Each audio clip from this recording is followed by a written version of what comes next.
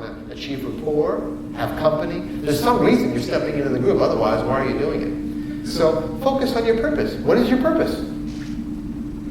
And the third guideline is do what needs to be done in line with your purpose. See, it's very respectful. It's not in line with Dan Millman's philosophy or what you read in the book or what somebody told you. It's in line with your purpose. Despite what you're feeling or not feeling, whether you're motivated, confident, shy. One aspect of the Peaceful Warrior's Way that I think you may relate to, I'm going to ask you one more rhetorical question. How many of you have been afraid? Thank you. Facing fear. Showing courage. You know, one of the best quotes I've ever heard is by Customato. He was a boxing coach, famous boxing coach. He said, heroes and cowards feel exactly the same fear. They just respond differently. They just respond differently. Fear is a wonderful servant, but a terrible master. And when we look back on our lives, I suggest we will not regret what we've done nearly as much as what we haven't done. And often we haven't done it because of fear, insecurity, self-doubt. Courage is not the absence of fear. I know stuntmen, I was a stuntman for a little bit. I know stuntmen, people who face fear, soldiers. They're not fearless. They're afraid like anybody, but they learn to do it anyway. They prepare well, and they take it on. That's the only time you can show courage is when you're afraid. If you're not afraid, you're not showing any courage. And there are all kinds of fears in life, self-doubts, insecurity. And that's often what's holding your clients back. But what if I do it? What if I fail? What if I succeed? Then what? And I'm not happy.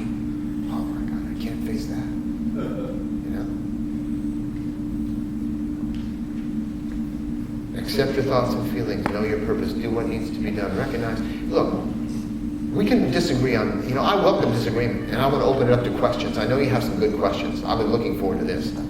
But if we agree on everything, only one of us is necessary, right? But I hope we can agree on this next point. If there were a storm outside this room, terrible storm, hurricane, thunder, tornado, whatever, big storm, a lot of destruction, would it be your fault? No. Would it be your responsibility? Yeah. Okay, thank you. Why not? Out of our control. Right, it's out of your control. If you could control the weather, it would be your responsibility. But if you can't control the weather, so I hope we can agree on one thing.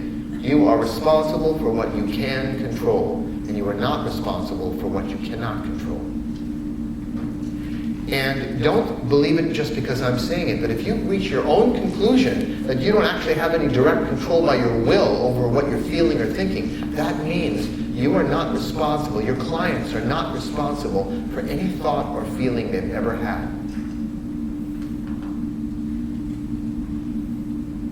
But the one thing you can control, that we can control better than we give ourselves credit for, is what we do. I have a friend who's terrified of flying in an airplane. He corrected me. He said, I'm not really terrified of flying, I'm afraid of crashing. And yet he flies thousands of miles a year. He goes to Japan back and forth twice a year because he needs to for his work. He's still afraid. And he said, Dan, I discovered, and I don't mean just nervous. I don't mean just anxious. I mean heart palpitations, getting pale, getting the sweats, feeling like it has the flu, white knuckles, that kind of fear. And he still flies. And he said, I discovered something, Dan. When people say, I can't fly because I'm afraid, he said, no, that's not true. They're not flying because they don't buy a ticket. They don't walk down the gangway and get on the plane and fasten their seatbelts. That's why they don't fly. There's a certain liberation from the tyranny of waiting to get the right feelings and have the right thoughts so we can finally go out and do what we need to do. As a man named Shoma Morita said, Japanese psychiatrist, he said, when running up a hill, you might want to note this one down too. When running up a hill, it's okay to quit, to give up as many times as you want, as long as your feet keep moving. As long as your feet keep moving. We have this subjective, complicated world. Barbara Rasp, a writer, said, the lesson is simple, the student is complicated. Mark Twain said, I've had many troubles in my life, most of which never happened. Because the student is complicated. We've got this complex mind. But yeah, my thoughts, yeah, my feelings.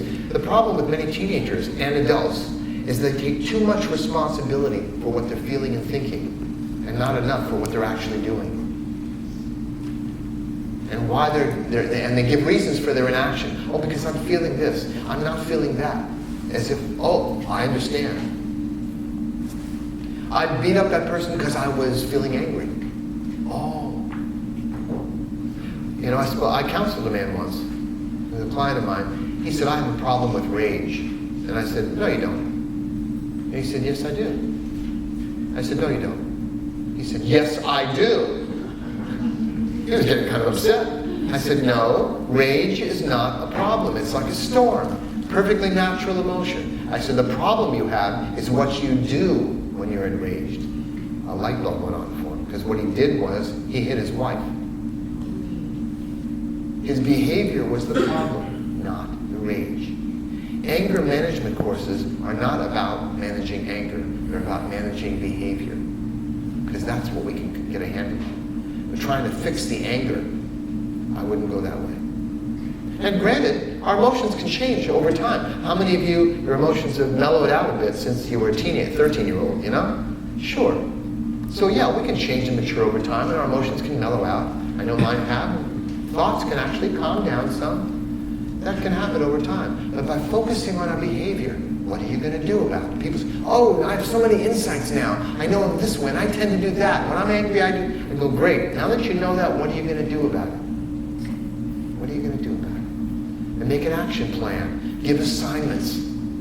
Let's make simple assignments. There was one fellow who came to me and said, I'm so lonely. I said, why don't you ask for people to go out on some dates? And he said, oh, I couldn't do that. I'm too shy. I couldn't. What if he said no? I said, all right, I'm going to give you an assignment. An assignment. Next week, I want you to bring me 5 rejections.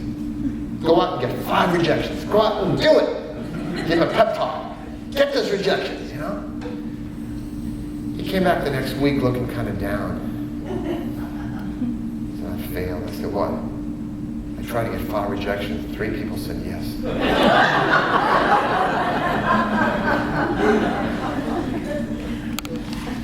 So assignments, focus on what we can do, what we actually, small things make a big difference. All right, this is a controversial area. This is different from what you've been taught. Most of what you learn is about how to change your thoughts and emotions so you can go out and live well. And I no longer try. I just let them be what they are. And like friends that are irritating, you stop coming around so much. They're just there. Now I have more emotions. I feel more than I ever have before because I'm not afraid of feeling the wrong thing. I accept myself and my emotions and my thoughts as what they are. No longer battle inside.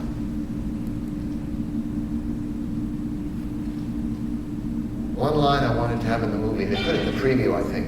In the movie was Nick Nolte, you know, as Socrates said, I call myself a warrior, a peaceful warrior, because the most important battles we fight are on the inside. And you know, I'm no longer having battles on the inside.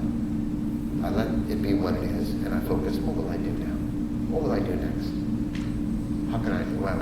All right, let me open to questions. I've done 3-hour seminars. Hi, my name is Dan. Are there any questions? I love doing this. Thank you. Yes. Thank you. Do we need a, yeah, I think we need a microphone. Oh, wait, I have a few more things to share with you, but I think this would be a good time to interact. I think we're all overwhelmed. Yeah, I imagine you would be. Yeah, I know. I do that. I tend to do that. This wisdom that you're giving us is priceless. Thank you. Thank you. Thank you. Now, personal responsibility. Do it even if emotionally you don't feel like doing it. How do we apply this to our clients? And if they make a commitment and they give themselves assignments and they, swear up and down they're going to do it and they don't do it, what do we do? Yeah, that's a beautiful question. Everybody heard that? What if our clients don't feel like it? What if we don't feel like it?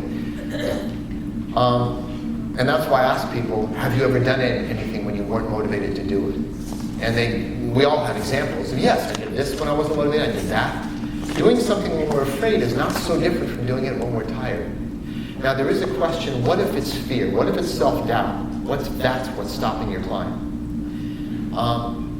There are times when I said fear can be a wonderful servant but a terrible master. When is it our servant? If somebody is afraid and they're feeling afraid for their physical self, their body, they could be killed or injured. They're in a strange part of the city at night, their car broke down, their cell phone's dead, they got to walk to a service station or a phone or a store, and they're about to go around the corner, and suddenly the hair stand up in their arms or their neck, and they're having a funny feeling. That's when you let fear guide you. Don't ignore it. Don't say, that's just fear. Because many people have done that to their regret. Because that's an objective fear. That's about your body.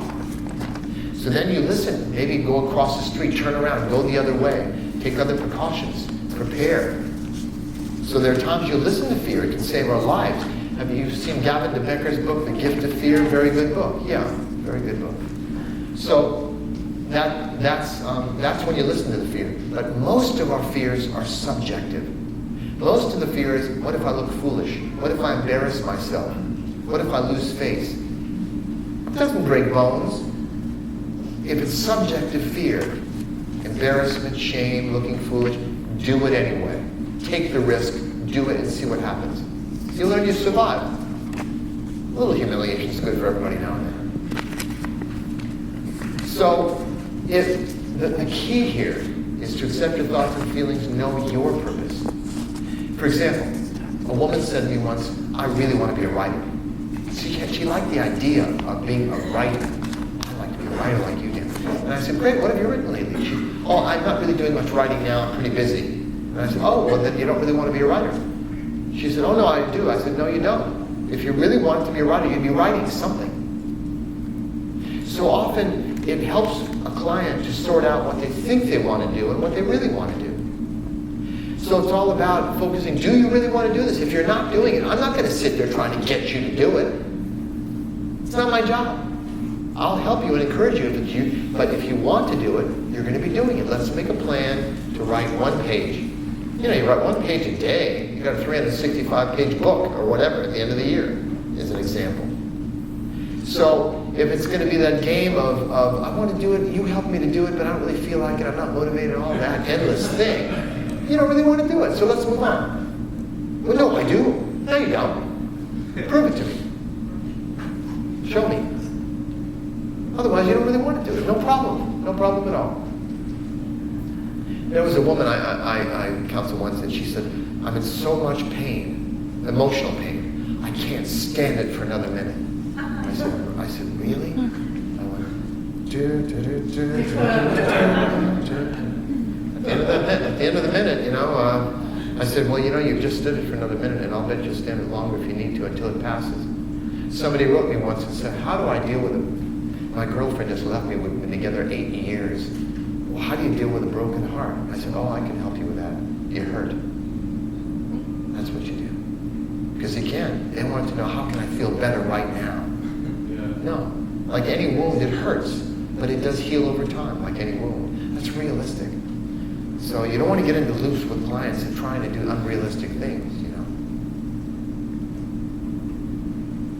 Somebody came to me once and I've got this problem, that problem, this problem, that problem. And I said, geez, how long, if you had to guess, do you think it's going to take you to work through and get over those problems?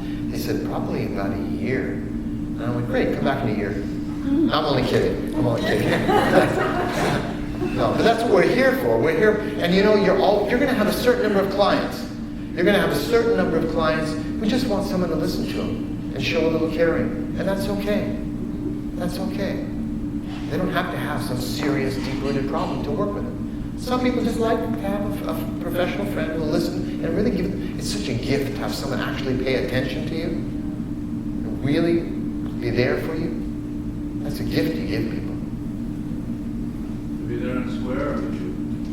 To be there for you and square with you. And square with you, absolutely. To be honest, yeah. And if they don't want that, well, you have to decide whether that's someone to work with. Yeah, you bet. Love it, yeah.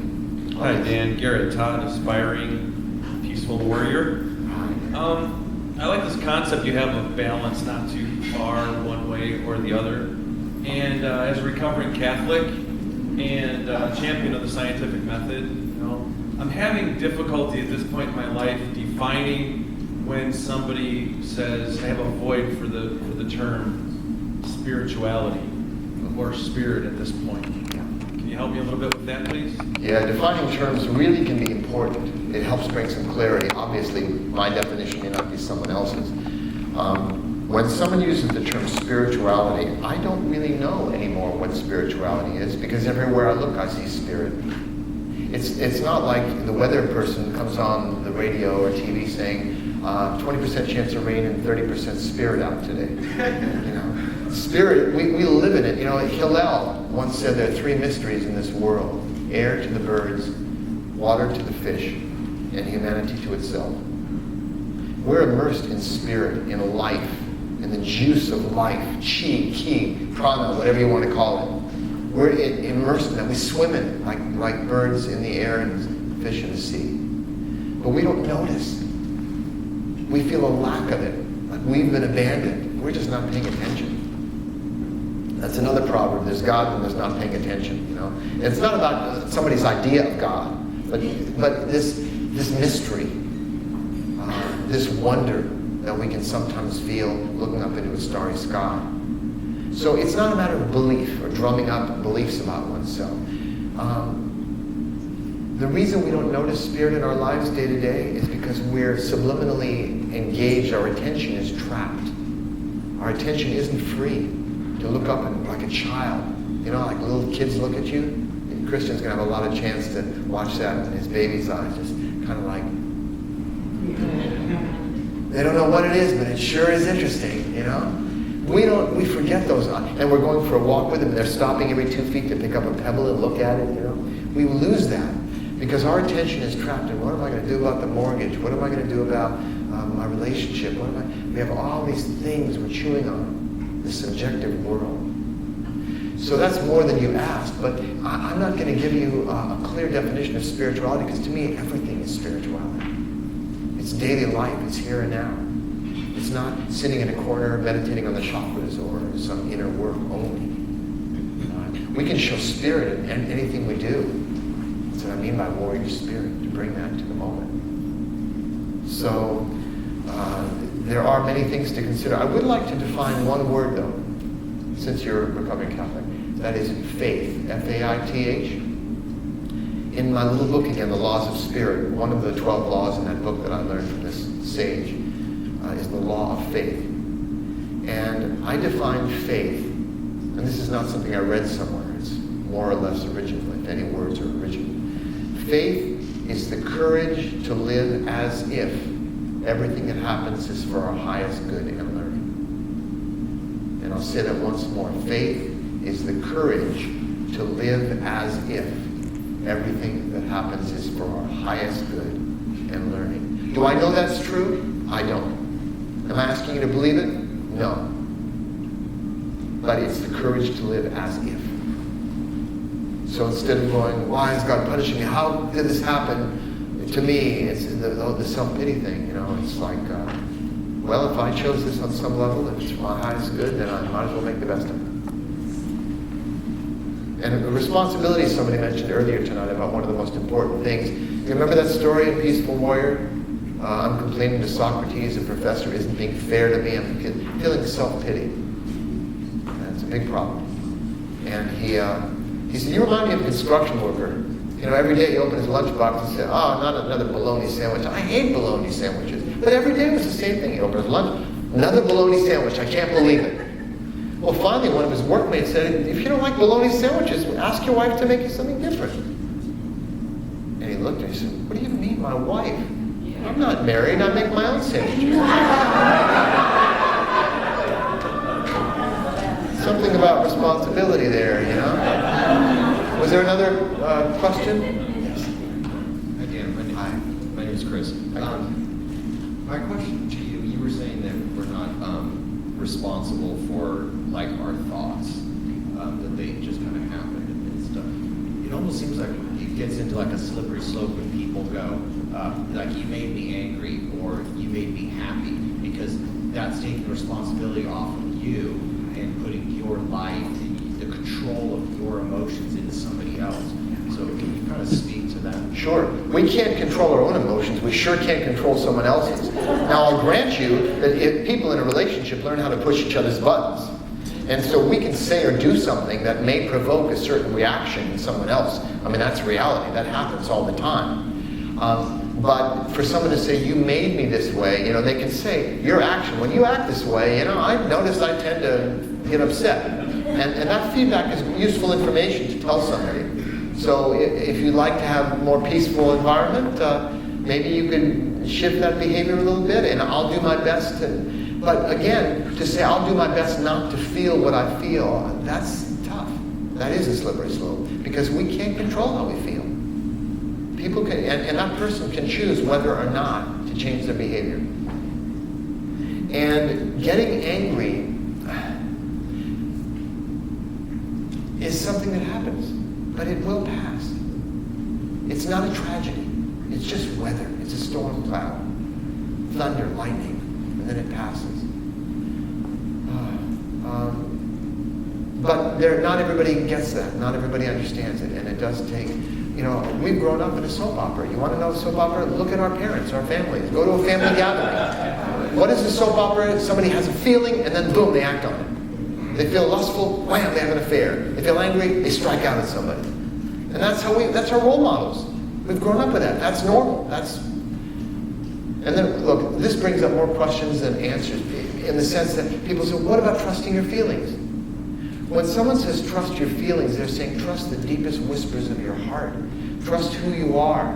Listen to your heart's yearnings, but not indulge every emotional impulse that arises.